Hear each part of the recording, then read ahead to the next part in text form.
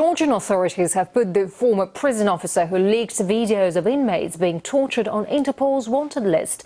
Tbilisi claims Vladimir Badukadze, who is now seeking asylum in Belgium, is wanted for alleged involvement in the prison abuse.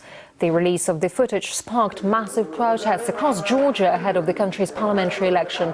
2 Georgian ministers have resigned, with officers accused of the alleged torture arrested. President Saakashvili has promised a complete overhaul of the prison system, but the former staff member who leaked the footage says the president knew about the abuse. And as RT's Igor Piskunov now reports, it's not the first time the man, hailed by the US as an envoy of democracy, has been accused of closing his eyes to what's happening in his own country. The outcome of a recent alleged police operation near Georgia's border with Russia's Republic of Dagestan. 11 suspected terrorists dead.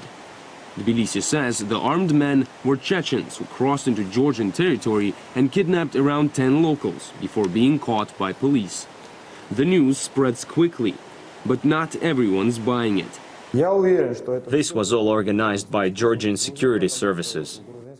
The lack of transparency and details about the incident has led many to believe the whole so-called anti-terror operation was a complete hoax. Georgian authorities have been very successful in creating an image of a modern, Western, civilized state, a beacon of freedom, as George W. Bush once called it. But in this case, the opposition's accusations are finding supporters on the other side of the Caucasus. Meet Khizri Aldamov. He spent 2 decades fighting on the side of Chechen militants against Moscow, officially representing them in Georgia.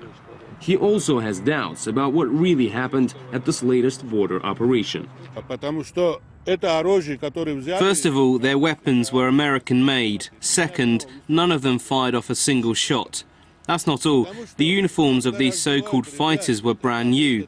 That was Saakashvili's plan. He sent his guys across the border into Russia and then had them shot by the Georgian police. This was a setup just to frame Russia. No one will ever be able to prove anything, of course. Khizri claims Tbilisi's flirtation with terrorists began in the 90s, when he personally helped Chechen separatists by delivering weapons and aid from Georgia.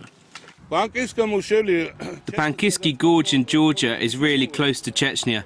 It takes just 10 minutes to fly across the border by helicopter. So we helped our warriors from Georgian territory from the gorge.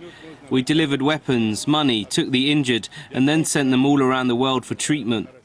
And all with the help of Georgian security services. We got the weapons from the depositories of the Georgian anti-terror center. Our guys came there with cash, were able to choose whichever weapons they wanted and bought them.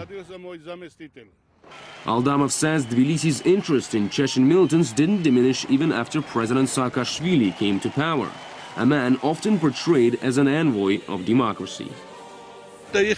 Everything is still controlled by the anti-terror center. All the Mujahideen and the Jamaat are in its hands. They are their people. Any Chechen who lives in Georgia and wants to study in an Islamic country has to go through the anti-terror center. They take you to Tbilisi, you go to this center, meet some official, and they won't let you go until you say yes, until you agree to work for them.